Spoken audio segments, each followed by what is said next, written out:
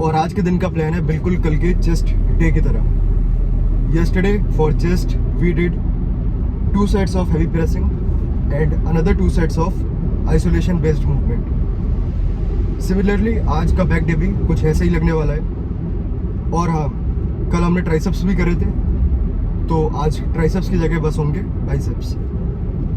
तो बैक के लिए भी स्टार्टिंग आज कुछ हैवी सॉर्ट ऑफ मूवमेंट से लगने वाली है, और heavy rows would be the best option to start today.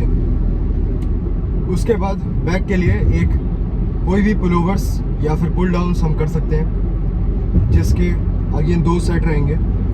और आज ये क्लैरिटी पहले से ही है, क्योंकि हमें बहुत ज़्यादा अपना टाइम वेस्ट नहीं करना है ये सब सोचते हुए कि हमें वेरिएशन यूज़ करने हैं या फिर पर एक्सरसाइज एक सेट करना है, या फिर मतलब अपने पूरे टोटल 4 वर्किंग सेट्स या 5 वर्किंग सेट्स के लिए हमें नंबर ऑफ एक्सरसाइजेस करनी है, just to keep our approach as minimal as possible. Try करेंगे कि 2 मूवमेंट में ही आज का बैक डे हम खत्म करें। बस एडिशनल एक सुपर सेट ज़रूर रहेगा, वो है बाइसेप्स के लिए। और ऐसा कोई हमें क्रेजी वर्क अपने आर्म्स के लिए करना नहीं है, क्योंकि we just want to make sure that our arm size remains the same. I do not want to make it shrink. I do not want to make it grow. I just want to maintain it as it is. लेकिन जब बात होती है back, chest, shoulders की, so they really need improvement. लेकिन उससे ज़्यादा improvement की जहाँ ज़रूरत है वो है लोअर बॉडी। लोअर बॉडी में ऑफ कोर्स काम करा जाएगा जब उसका दिन आएगा, लेकिन आज हमारे पास डे है बैक ट्रेन करने के लिए। तो ऑफ कोर्स बैक के संग कोई भी कॉम्प्रोमाइज़ नहीं होगा। And one more thing for today, हमारे माइक्रोफोन में थोड़ी सी मिसफंक्शनिंग हो गई है, so there would be not much talking between the sets और बिटवीन द वर्कआउट। तो इसीलिए आज पहले से ही क्लियर है कि हमें क्या करना है, और अंदर विदाउट डिस्कशन एक बढ़िया intense back destroying session finish करते हैं। एंड अगेन फिर वापस से मिलते हैं और देखते हैं कि हमारे आज के वर्कआउट का क्या रिजल्ट था। So see you again back here.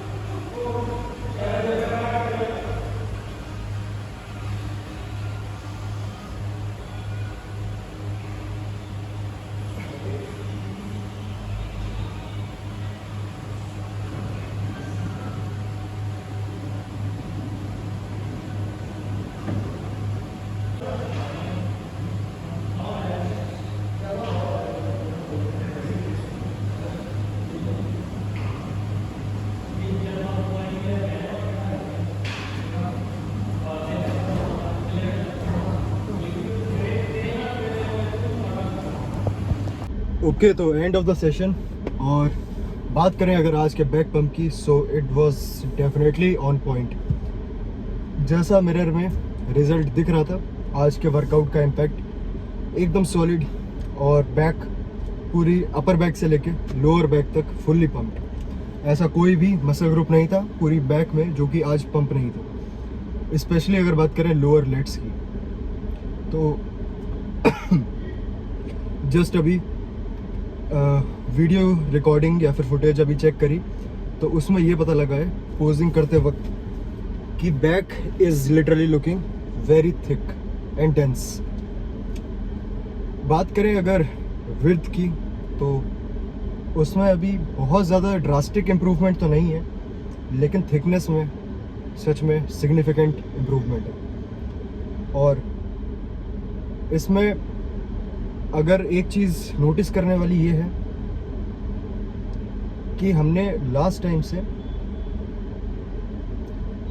का मतलब ये है कि अपने कट फेज़ में हम मोस्टली ऐसे मूवमेंट्स करते थे जिससे कि सिर्फ हमारे सर्टेन मसल ग्रुप्स स्टिमुलेटेड रहें, आइसोलेटेड रहें। लेकिन कट में ऐसा होता है कि हम मसल साइज़ इंक्रीज़ नहीं कर सकते हैं, स्ट्रेंथ इंक्रीज़ नहीं हो सकती है। बहुत ज़्यादा ट्राई करें तो बस मेंटेन हम कर सकते हैं, लेकिन it is really kind of impossible to gain muscle fibres on caloric deficit. इसीलिए जब भी सो कॉल्ड कट फेज़ में होते हैं तो गोल हमेशा चेंज होता है ट्रेन करने में। तो सो कॉल्ड कट फेज़ में हमारा ट्रेनिंग का ऑब्जेक्टिव सिर्फ एक यही होता है, जिससे कि हम मसल रिटेंशन कर पाएँ। मसल रिटेंशन का मतलब जितना साइज़ है उतना मेंटेन करते हुए फैट को लूज़ करना। लेकिन ऑब्वियसली साथ में मसल साइज़ भी थोड़ा बहुत डिक्रीज तो होता ही है। और same goes for bulk too. जब भी हम इस सो कॉल्ड बल्क या फिर कैलोरिक सरप्लस में होते हैं तो मसल साइज़ डेफिनेटली इंक्रीज़ होता है, लेकिन साथ में फैट भी इंक्रीज़ होता है। तो ये दोनों ऐसे पॉइंट हैं, जब हम कट करते हैं तो फैट नीचे जाता है, लेकिन साथ में मसल भी नीचे जाती है। और यही बात करें अगर बल्क में, तो मसल साइज़ इंक्रीज़ होता है, लेकिन साथ में फैट भी इंक्रीज़ होता है। लेकिन इन दोनों की जो रेशियो होती है, ये हम मैनिपुलेट बिल्कुल कर सकते हैं अगर हमारी अप्रोच थोड़ी स्मार्ट तरीके से है। अगर हम धीरे धीरे प्रोग्रेसिव ओवरलोड बनाते हुए एक स्लाइड सा सरप्लस लेके अपना बल्क कंटिन्यू करते हैं, तो हम मोस्ट ऑफ द जो गेन्स होते हैं वो सिर्फ मसल से बनाते हैं, जिसको हम कहते हैं lean muscle gain, without gaining too much of fat. लेकिन क्या हम ऐसे कर सकते हैं कि फैट बिल्कुल भी इंक्रीज ना हो? तो ये तो बिल्कुल ही इम्पॉसिबल है। और यही हम बात करें अगर कट की, तो with high protein intake and frequent training और हर मसल को इतना स्टिमुलेशन देना ज़रूरी होता है जिससे कि हम साइज़ को मेंटेन कर सकें। अगर हम प्रोटीन इंटेक अपना पूरा नहीं रखते हैं अपने सो कॉल्ड कटिंग फेज़ में, तो वेट नीचे जाता है, लेकिन most of the weight that drops is from muscle. क्योंकि बॉडी के लिए बहुत इजी होता है मसल को as a source of energy use करना। फैट भी as a source of energy है, फिर मसल भी as a source of energy है। अब ये बॉडी खुद डिसाइड करती है कि हमें कौन सी एनर्जी ज़्यादा यूज़ करनी है जब डेफिसिट क्रिएट होता है एनर्जी का। कैलोरीज भी एक एनर्जी की यूनिट है, तो कैलोरीज जब कम होती हैं तो मसल बर्न होगी या फैट बर्न होगा। ये चीज़ हमें मैनिपुलेट खुद करनी होती है, और ये तभी हम कर सकते हैं जब हम अपना प्रोटीन इंटेक और ट्रेनिंग को ऑन पॉइंट रखें। और यही अगर हम बात करें अपने कैलोरिक सरप्लस में, तो सरप्लस में भी कुछ ऐसा ही होता है। अब इसमें अगर हमें मैक्सिमम मसल साइज इंक्रीज करना है without gaining too much of fat, तो सबसे पहले तो हमें कैलोरीज इतनी ज़्यादा जंप नहीं करनी होती। क्लोज टू 500 या 300 का सरप्लस इज़ जस्ट इनफ। लेकिन ये हमें बाय द टाइम चेंज करना होता है। अब मान लो किसी का 300 सरप्लस कैलोरीज में एक पॉइंट तक वेट बढ़ता है और फिर वेट स्टक हो जाता है। उसके बाद फिर से हमें 300 कैलोरीज का सरप्लस लेना पड़ेगा अगर हमें ग्रोथ को कंटिन्यू करना है।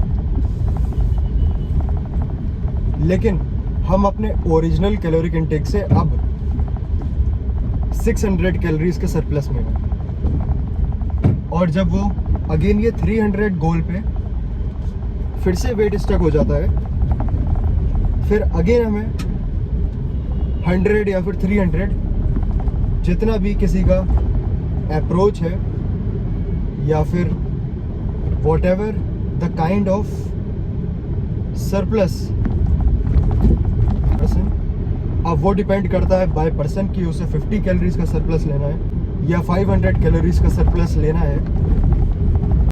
फिर एक ऐसा पॉइंट आ जाता है जब हम अपने मेंटेनेंस कैलोरीज से ऑलमोस्ट 1000 कैलोरीज के सरप्लस में आ जाते हैं। और ज़रूरी नहीं है कि वो 1000 कैलोरीज ही हो, बहुत सारे लोग एक हायर गोल लेके चलते हैं तो वो और ज़्यादा ऊपर आ जाते हैं सरप्लस में, और फिर वेट तब भी इंक्रीज नहीं होता है। तब एक ऐसा पॉइंट आता है जब हमें कैलोरीज ड्रॉप करनी पड़ती हैं। होपफुली अभी हमारा ऐसा पॉइंट आया नहीं है, लेकिन इन प्रीवियस बल्किंग जर्नीज हम ये बिल्कुल कर चुके हैं। तो सरप्लस इंक्रीज करते करते फिर एक ऐसा पॉइंट आता है जहाँ पे फिर वेट इंक्रीज होता ही नहीं है। तो एट द एंड अगर नेचुरली हमें मसल साइज इंक्रीज करना होता है तो इसका मतलब ये है कि हमें ग्रोथ को फोर्स करना है, और अगर हमें फैट लूज़ करना है तो हम फोर्सफुली उसे करते हैं। तो ये एक तरीके से बॉडी के लिए अननेसेसरी स्ट्रेस है। और चाहे वेट गेन करना हो, मसल इंक्रीज करनी हो या फैट लूज़ करना हो, it is not kind of a regular thing for a body. इसीलिए यहाँ पे कंसिस्टेंट ग्रोथ देखना is kind of not a very physical thing. It becomes more mentally challenging for people to continue making gains or losing fat. I hope it clears out कि most of the people do understand this, why it is so hard to continue for a longer period of time. But it is not actually that complex. I am not saying that it is easy, but it is simple. Simple होने का मतलब ये है कि complex नहीं है। Simple होने का मतलब ये नहीं होता कि इजी है। कोई चीज़ सिंपल और हार्ड हो सकती है, और कोई चीज़ इजी हो सकती है लेकिन हो सकता है कि वो कॉम्प्लेक्स हो। तो आज के लिए एंड करते हैं यहाँ पे, और मिलते हैं फिर कल के शोल्डर्स के साथ।